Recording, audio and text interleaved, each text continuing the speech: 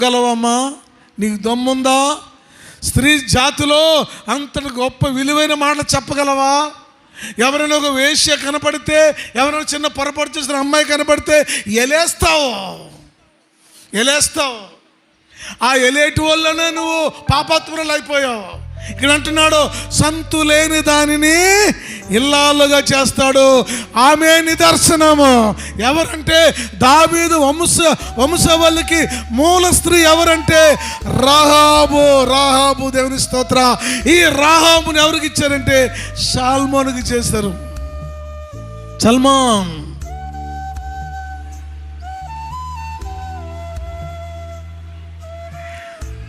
ఈ సల్మోన్కి ఎవరు పుట్టారు? బోయాజు పుట్టాడు. బోయాజుకి ఎవరు పుట్టారు? ఒబేదేం పుట్టాడు. ఒబేదేముకి ఎవరు పుట్టారు? ఎస్సీ పుట్టాడు. ఎస్సీకి ఎవరు పుట్టాడు? దావీదు పుట్టాడు. దావీదుకి ఎవరు పుట్టాడు? యేసన్న పుట్టాడు. సొలొమోను ఉల్లేండి. ఎవరు పుట్టారు? ఎవరు వంశం ఇది? దావీదు. యేసు ప్రభుదేమో దావీదు వంశం అయితే దావీదు వంశం ఎవరండి? రాహాబు అని చెప్పాలి. అసలు వంశం ఎవరంటే ఓ మాటలో చెప్పాలంటే సల్మా. అసలైన ఇత్తనం పురుషుని వంశంలోంచి వెళ్ళిపోవాలి.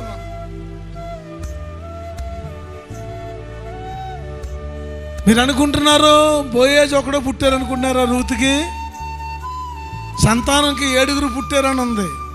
ఒక మనిషికి రూతమ్మకి ఇంకా పిల్లలు పుట్టారండి.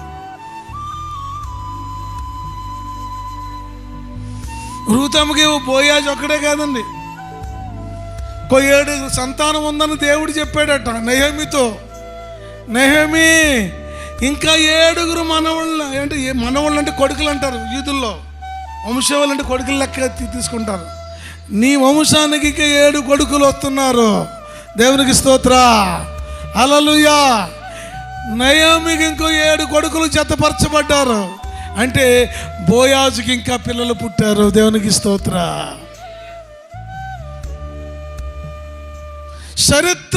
చరిత్రకి మూల స్త్రీ అయిందామె. గొప్ప ముద్దు మనవలు ఎత్తిందామె. చరిత్ర కలిగినటువంటి స్త్రీగా మారింది. రాహాబు అంటే నువ్వేమో పనికి మాలిదాన్ని కొట్టి పారేయక్కర్లేదు. ఆమె హృదయం అంట దేవుని వాక్యం వినినప్పుడు, ఆ చరిత్ర వినినప్పుడు హృదయము గుండె కరిగిపోయిందంట. అదే కాదు, అల్తో ఉంటుంది పరమందు భూమి యందు అనగా నింగి నేల ఆయనే దేవుడు, ఆయన తప్ప ఎరుగు దేవుడు లేడని చెప్తుంది. ఎవరు ఆమె? ఏ దేశస్తురాలు? ఏ దేశం అమ్మ ఆవిడదే? ప్రేమ ఆడవాళ్ళతో కదా మాట్లాడుతున్నానా? చూస్తున్నారేంటి? వెంటనే మర్చిపోతున్నారా? ఎరుకో దేశం. ఎరుకోలో దేవుని నమ్మరు వాళ్ళు. విగ్రహారాధనలు చేస్తారు ఎక్కువ. విగ్రహారాధన బాగా ఇష్టం వాళ్ళకి. వాళ్ళ దేవుళ్ళు ఉన్నారు. యెహోవా దేవుడు అంటే వాళ్ళకి ఇష్టం ఉండదు. ఎవరికి ఇష్టమైన దేవుడు వాళ్ళు పూజించుకుంటున్నారు. కానీ బలవంతుడైన దేవుడు ఎవరంటే రాత్రి మేఘస్తంభము, పగలు అగ్ని స్తంభము. ఎంత గొప్ప చరిత్ర చూసారా? ఆడవాళ్ళకి శత్రువులు ఎక్కువైపోతారండి. ప్రేమించాలి. ఎవరిలో దేవుడు ఉన్నాడో తెలియదండి. ఎవడు హృదయాన్ని ఏ టైంలో మార్చేస్తాడో తెలియదండి. మంచివాడు ఎప్పుడు చెడ్డవాడైపోతాడో తెలియదండి. చెడ్డవాడు ఎప్పుడు మంచివాడిగా మారిపోతాడో తెలియదండి. దేవుడు అనంత స్వరూపి. ఆయన వాక్యం ఎప్పుడు ఎలాగా ఎవరిని తాకుతుందో, ఎవరిని మారుస్తుందో మనకు తెలియదండి. వెళ్ళిపోతుంది ఆయన వాక్యము భూదిగంతముల వరకు.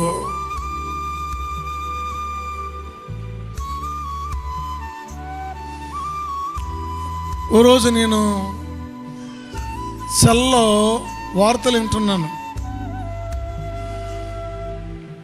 వింటుంటే వార్తల్లో చిన్న మధ్యలో అడ్వర్టైజింగ్లు ఇస్తారు కదా, చిన్న అడ్వర్టైజింగ్లు వస్తుంటాయి కదా. అడ్వర్టైజింగ్లో ఓ చక్కని జోక్ ఒకటి విన్నానండి. అది నాకు బాగా వచ్చింది. మీరు కూడా చూసే ఉంటారు, అంతే చెప్పవలసి వచ్చింది. నేను సెల్లో చూశానే అంటారనేసి నేను సెల్ అని చెప్పేశాను. ఏమండి,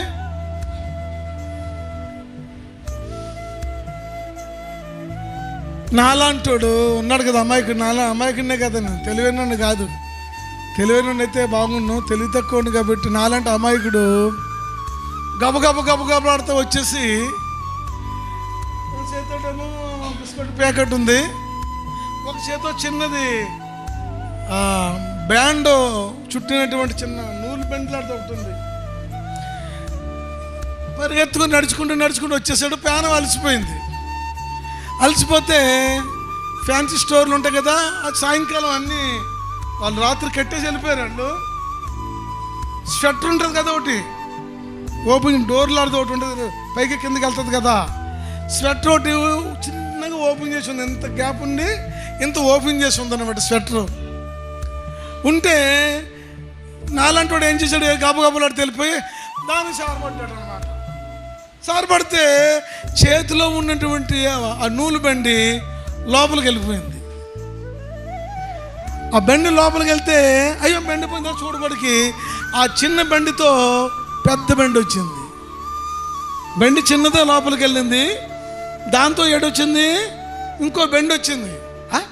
ఇదేంటో బండి వచ్చిందేంటి, నాది చిన్న బండి, చిన్న నూలు బండి, ఇంత పెద్ద బండి వచ్చిందని చేతిలో ఉన్న బిస్కెట్ ఇసిరేసాడు లోపలికి. చేతిలో ఉన్న పెద్ద బిస్కెట్ ప్యాకెట్ చిన్న ప్యాకెట్ ఇసిరైతే అదేం చేసింది, చిన్న ప్యాకెట్ వెళ్ళి పెద్ద ప్యాకెట్ని తీసుకొచ్చింది. ఇదేంటి ఆశ్చర్యపోతున్నాడు, టెన్షన్ మానేసాడు అంటున్నాడు. అప్పుడు ఏం చేశాడంటే ఆశ్చర్యంగా ఉందని జోబులో 10 రూపాయలు తీసి లోన్ ఇసిరేట్. అదేం చేసింది, 1000 రూపాయలు కట్టని తీసుకొచ్చింది అని చెప్పి మళ్ళీ ఏం చేశాడంటే ఆ 10,000 కట్టిస్తాడు లోపలికి. 10,000 కట్టిస్తే 10 లక్షలు ఏడ్చుకొచ్చింది. అది జోబుల్లో మెల్ల గొలుసు మొత్తం అన్నీ తీసేసాడు. మెల్ల గొలుసు ఉంగరాలు తీసేసి మెల్ల డబ్బు ఆ డబ్బు మొత్తం డోర్లో వేసాడు. షట్టర్ క్లోజ్ అయిపోయింది.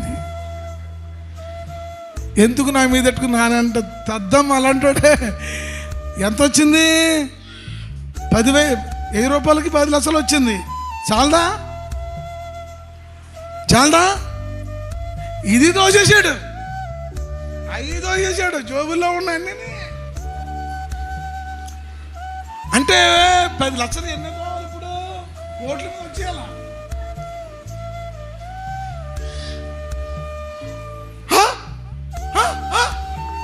సెంటర్ మాత్రమే దురాశ దుఃఖానికి చేయటన్నట్టు ఆడ ఆశగా అంతు లేకుండా పోయింది. చూసారా ఎంత పొరపాటు పడ్డాడు, అయ్యయ్యో అని చాలా ఫీల్ అయిపోయాడండి పాపం.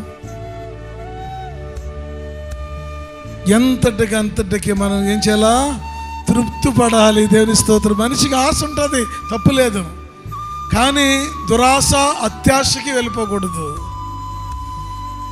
ఆమె ఏం కోరుకుందో తెలుసండి, వీళ్ళు వచ్చినప్పుడు నాకు ఇంత బంగారం పట్టరండే, ఇంత బంగారం ఇంత ఎండి పట్టరండే, మిమ్మల్ని చూశాను కదా, లేకపోతే మీరు వచ్చిన తర్వాత నా ఇల్లు పెద్ద ఇల్లు కట్టండి, నా ప్రాణాన్ని కాపాడండి, నన్ను మీరందరూ చూడాలా, మీరందరూ కూడా నాకు ఎంతో కొంత ఇవ్వాలని వేసి కనుక అడగాల. ఏమడిగిందామి, నేను మీకు ఉపకారము చేసి తిని గనక.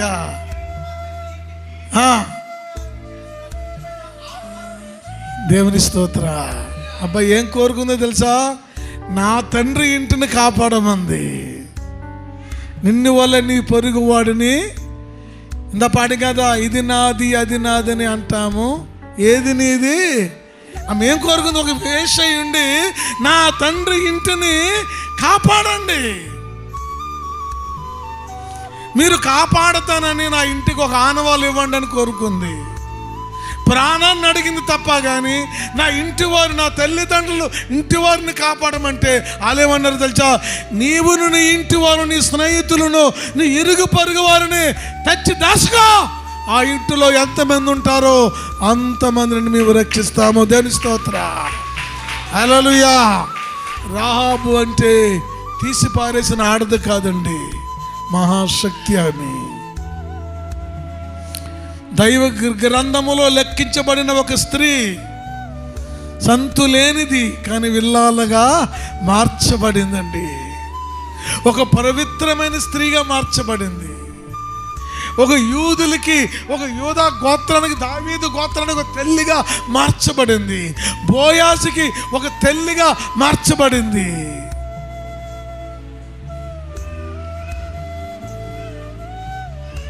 గొప్ప వంశవలి, నా ప్రేమైన కుమార్తె.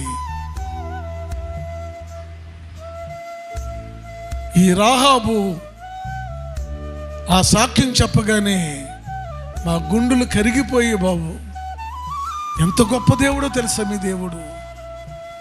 ఎప్పుడైనా నీ దేవుడి గురించి గొప్ప చెప్పావా? చిన్న ప్రాబ్లం వస్తే, చిన్న సమస్య వస్తే, చిన్న కష్టం వస్తే అమ్మోరి దగ్గరికి వెళ్ళిపోతావు. అసలు అమ్మోరిని మొక్కిన మనిషే కదా ఆవిడ, దేవతలను పూజించిన మనిషే కదా, తాయిదులు కట్టించుకునే మనిషే కదా, అన్ని యాసాలు వేసిన మనిషే కదా. అవన్నీ విడిచిపెట్టి నీ దేవుడు ఆకాశానికి భూమికి గొప్ప దేవుడు అని చెప్తుంది. నా దేవుడు చేయలేదు, ఇంకెవరు చేయగలుగుతారండి?